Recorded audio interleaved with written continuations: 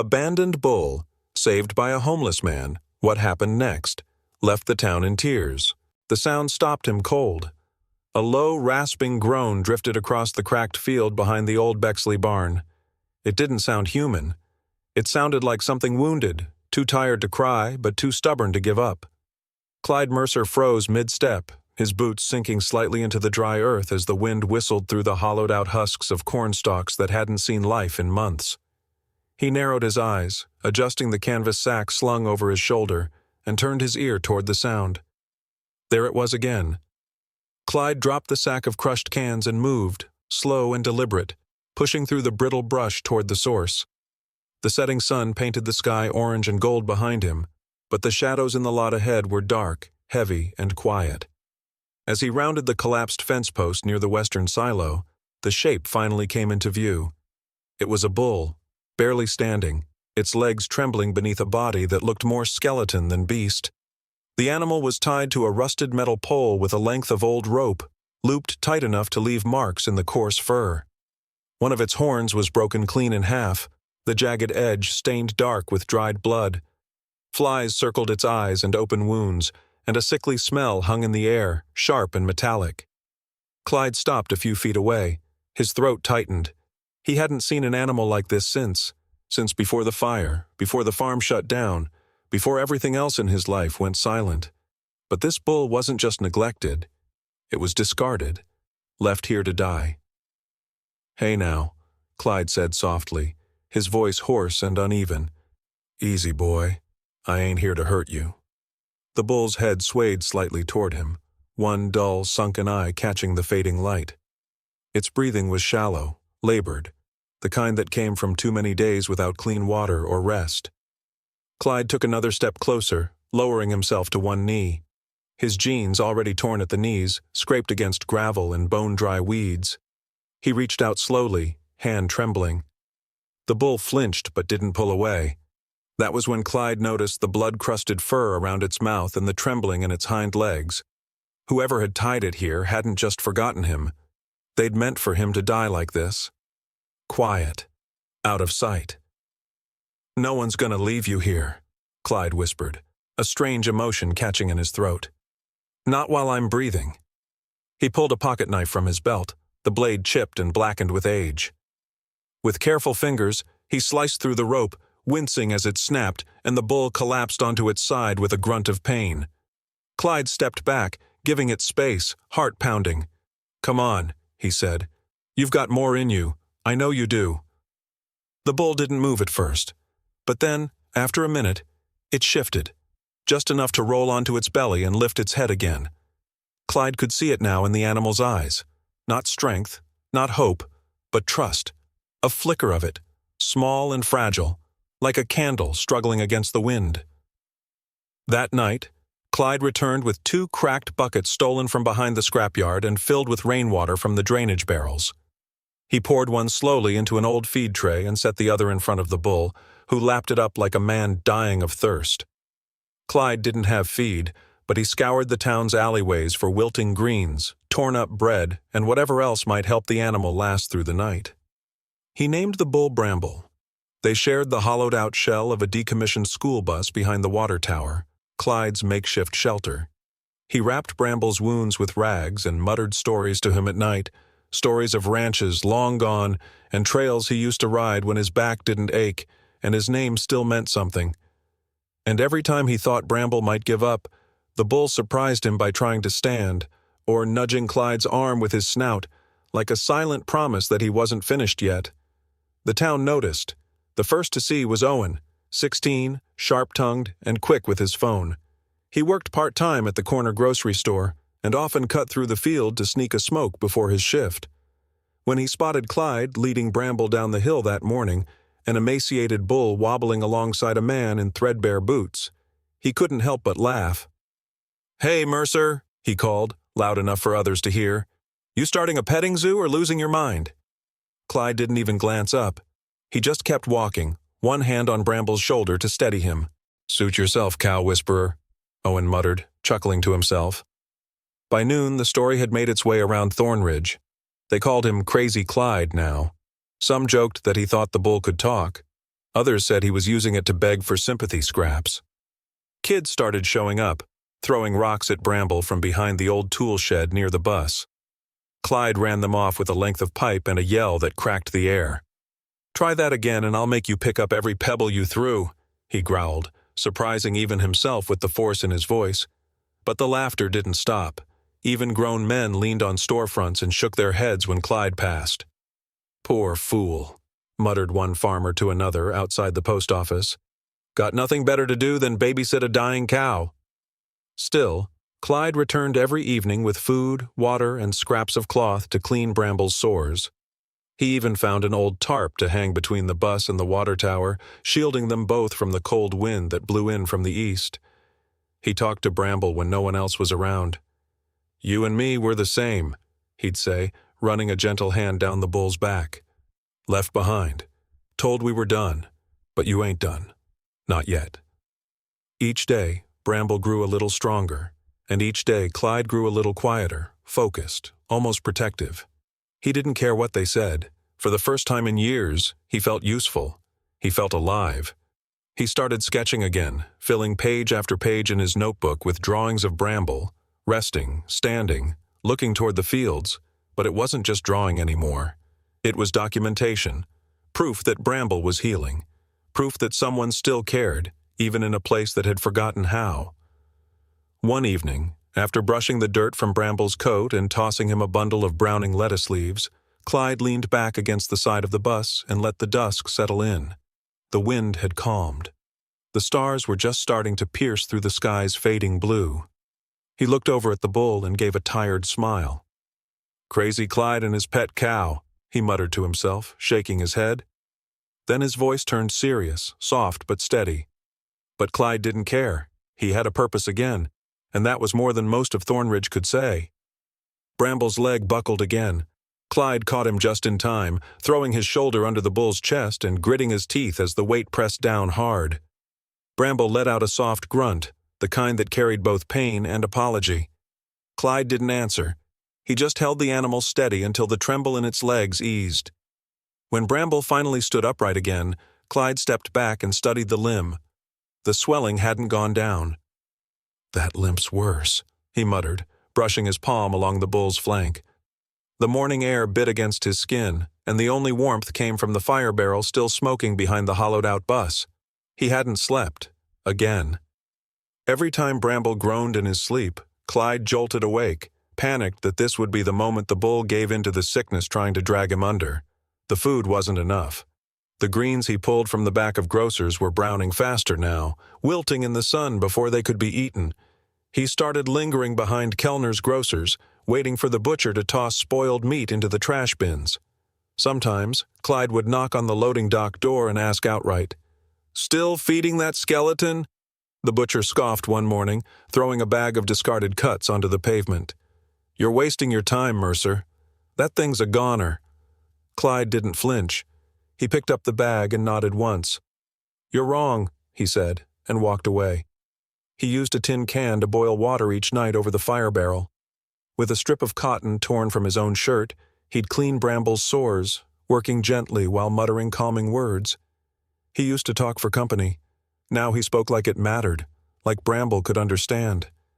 And maybe he did, because every time Clyde cleaned him, the bull would lean his massive head against Clyde's chest and breathe slow and deep. But the town didn't change. Kids still showed up with rocks, daring each other to get close enough to touch the bull before running away screaming. One man, a scruffy junk dealer named Miles, once spat at Clyde's boots and said, "You're embarrassing yourself, you know that?" Clyde didn't answer. He just fed Bramble and kept working. And slowly, something began to change. The bull's ribs stopped jutting out like fence posts.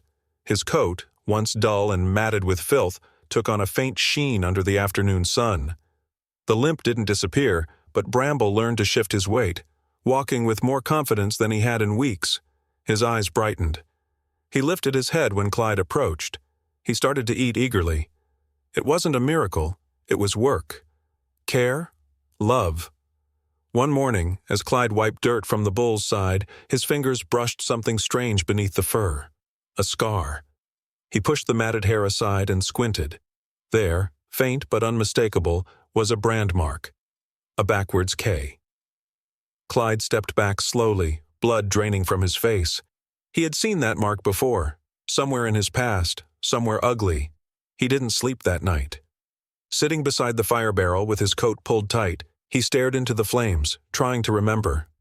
Then it hit him. Kepler Ranch.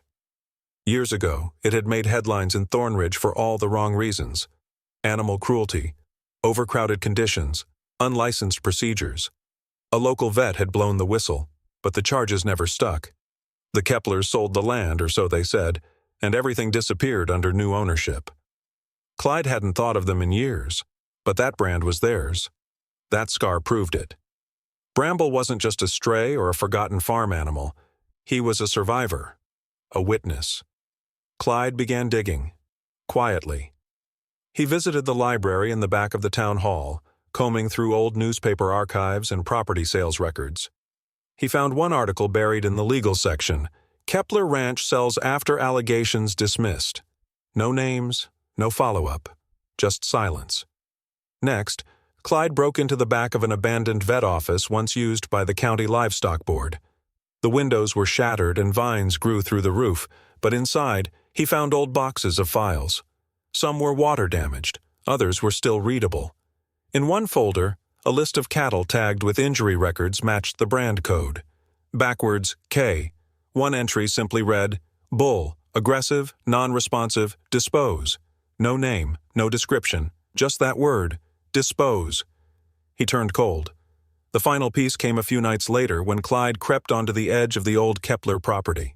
The barn was padlocked and surrounded by wire fencing, but a shed on the south end stood crooked and half-rotted. He snuck inside through a gap in the siding. Chains, lots of them. Shackles with rusted bolts, a pile of tagged horns, some still sticky with dried blood. Syringes scattered across a wooden table. Crates labeled with false farm names. And in the corner, a metal branding tool, still marked with the backwards K. Clyde stumbled out of the shed and didn't stop running until he reached the water tower. He fell beside Bramble and sat there shaking. This wasn't just neglect. This was erasure. They hadn't abandoned Bramble to die out of pity. They dumped him to hide what he represented. Proof of what they'd done. Clyde had been nursing evidence. He'd been protecting something dangerous. And now that Bramble was getting stronger, someone might notice. But Clyde had no phone, no platform, no way to expose the truth. Who would believe the town's drifter? The man who talked to bulls and slept in a bus shell? The answer came from an unexpected place. It was just after dusk when Clyde heard footsteps behind the tool shed. He reached for the length of pipe he kept hidden, only to freeze when Owen stepped into view. "What are you doing out here?" Owen asked, his voice low. Clyde stood still. "Nothing that concerns you." Owen folded his arms. "You were on the old Kepler land last night. I saw you." Clyde's grip tightened on the pipe. "You gonna call the cops?" he asked. Owen hesitated, then shook his head. "Number, I want to know what you found." Clyde studied the boy. He expected mockery, maybe a laugh, but Owen looked serious, tired even. "I saw what they did," Clyde said finally. "The chains, the brands, they dumped Bramble because he was—" Owen's brow furrowed. "My uncle works at the Gazette. He writes about local issues, stuff the council tries to bury." Clyde narrowed his eyes. "And you think he'll listen to me?" "I think he'll listen to me," Owen replied. "But we need proof. Real proof they agreed to meet again the next night." Owen promised to bring a camera, and Clyde said he'd guide him back into the shed. But neither made it that far. Because the next morning, Bramble was gone. The tarp shelter was torn in two.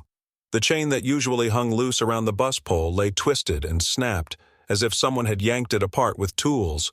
Tire tracks, large ones, ran deep into the dirt, curving west toward the hills near the Kepler land. Clyde stared in silence, his fists clenched so tight his nails cut into his palms. He didn't shout. He didn't move.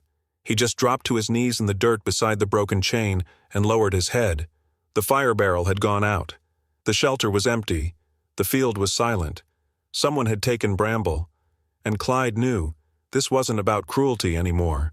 The bull wasn't just evidence now. He was a target. Someone had taken Bramble, and they meant to finish what they started. "I think I found him." Owen's voice came between ragged breaths as he sprinted up the slope behind the water tower, phone clutched in one shaking hand. Clyde turned sharply from where he was pacing, eyes bloodshot, face pale from exhaustion. He hadn't slept since Bramble disappeared. Every street corner, every alley, every patch of woods he could reach before sunrise. He'd searched them all. His clothes were soaked with sweat, his boots caked in dried mud. Owen held up the phone, panting. "Someone posted this, about 15 minutes ago." Clyde snatched the phone and squinted at the blurry video. The footage was shaky, probably taken from a moving car on a dirt road. A livestock trailer rattled ahead in the frame, its faded green paint nearly blending into the trees lining both sides. What caught Clyde's attention wasn't just the trailer, it was the familiar markings on the side. A partial brand logo scraped into the metal near the axle. The backwards K. "Where was this?"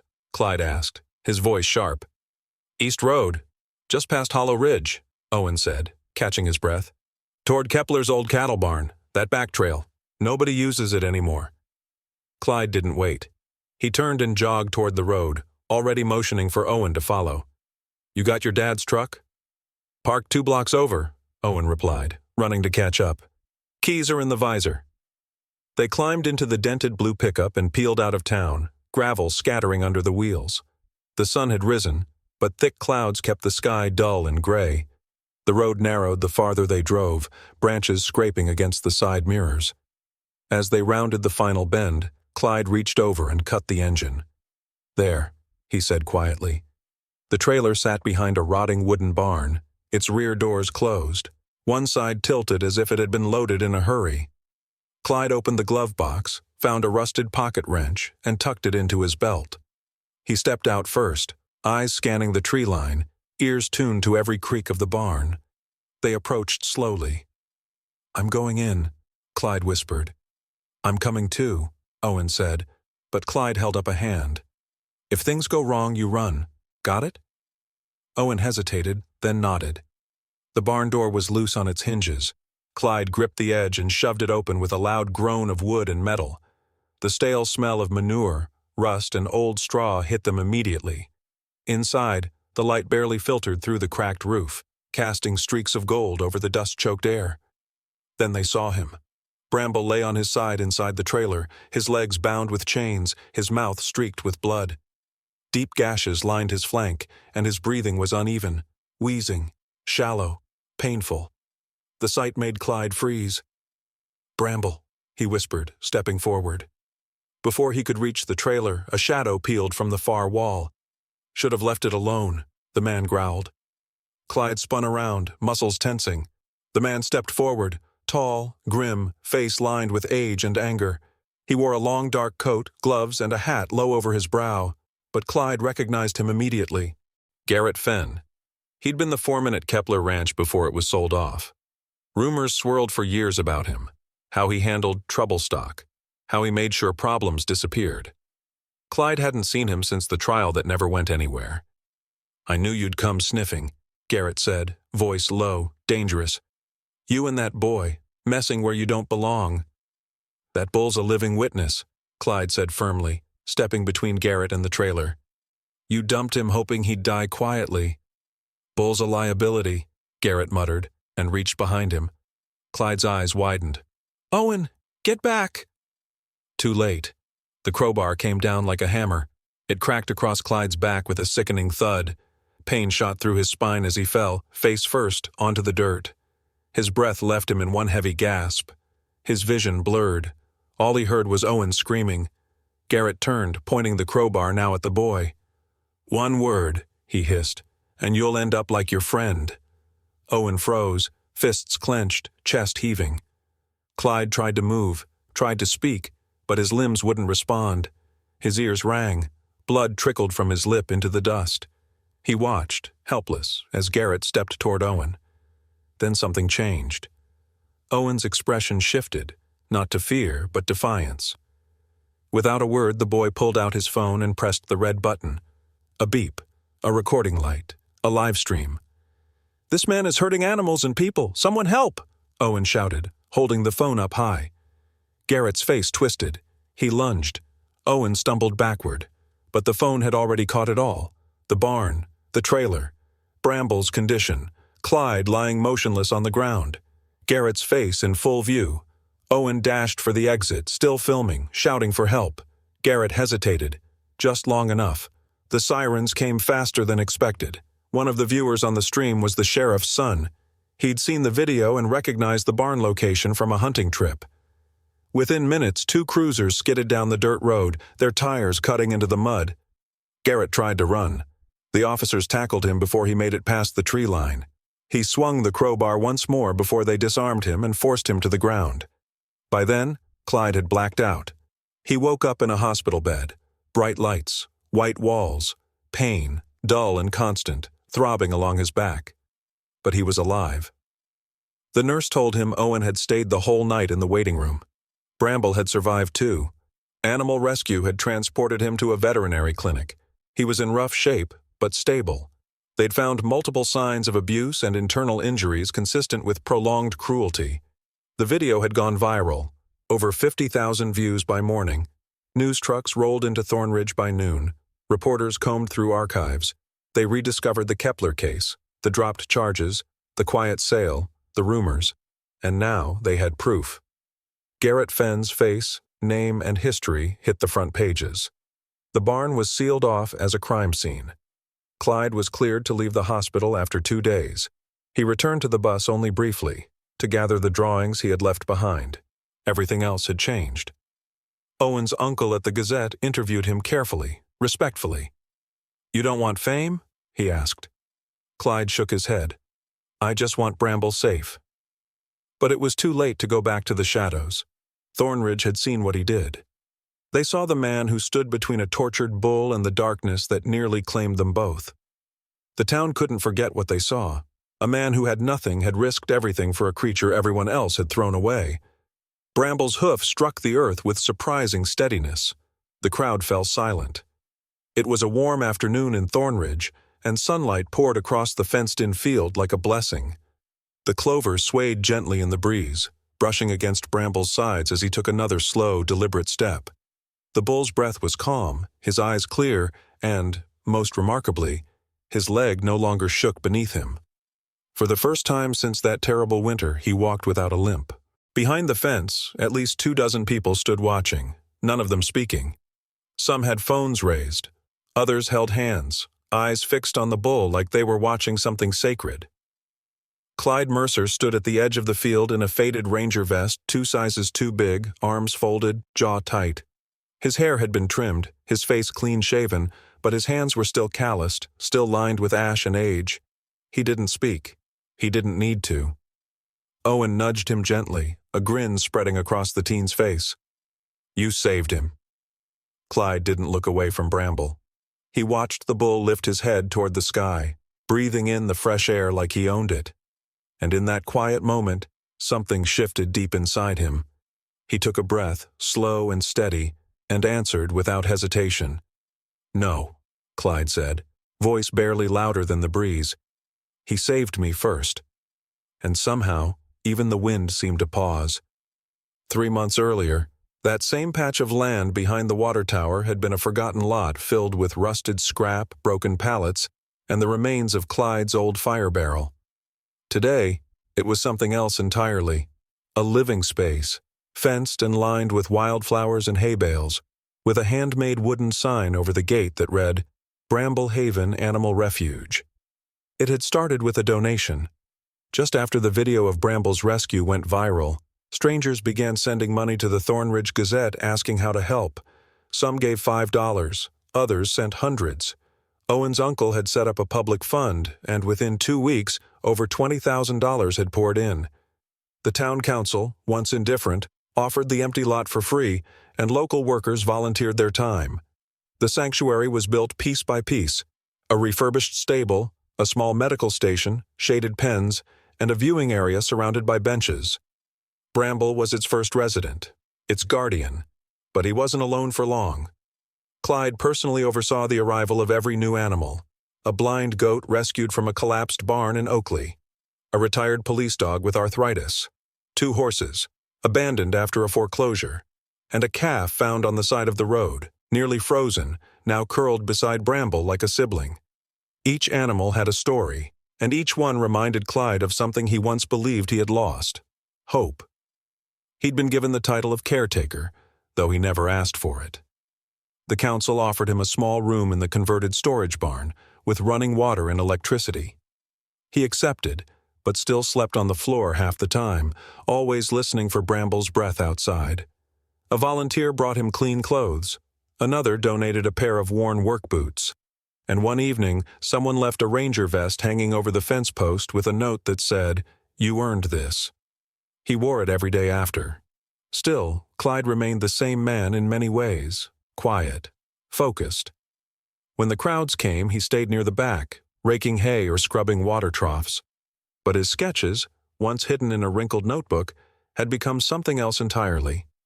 Owen had found a few during a visit, taken photos, and shared them online. Within days, requests came pouring in. Prints, originals, anything they could use to support the refuge. Now, framed sketches of Bramble and the others hung in the local library, the gas station, and even Kellner's Grocers, the same place where Clyde used to dig through trash for wilted lettuce. The irony wasn't lost on him. One afternoon, as Clyde stood at the fence watching Bramble doze under a patch of sun, the junk dealer Miles walked by. He stopped, cleared his throat awkwardly. "Didn't see it before," Miles muttered. "But you did good." Clyde didn't answer. He just tipped his head and returned to cleaning the feed bin. Some days, people still called him Crazy Clyde. But now they said it with a smile, sometimes even admiration. School kids waved when they passed the sanctuary. Old ranchers offered him fencing advice. The local mechanic stopped by to offer free oil changes on the sanctuary truck.